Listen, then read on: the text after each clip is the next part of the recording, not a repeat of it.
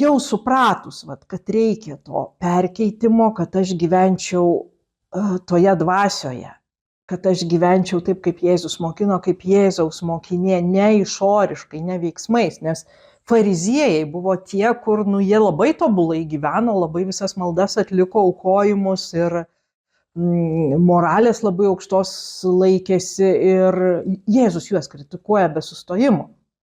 Ir dėl ko jų tiek daug yra Evangelijoje, tų istorijų?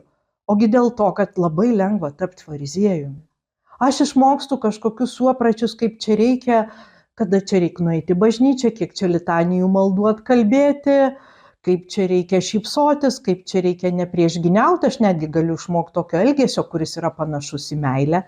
Bet anaip tol aš viduj lyginsiu žmonės, teisiu, smerksiu, ten save kažkaip tai norėsiu kažkur ten aukščiau padėti ar dar kažką padaryti. Tai vat visą šitą savo dužlumą, trapumą, tą savo nenuoseklumą supratusi, aš jau pradedu suprasti, ką reiškia atsiversti.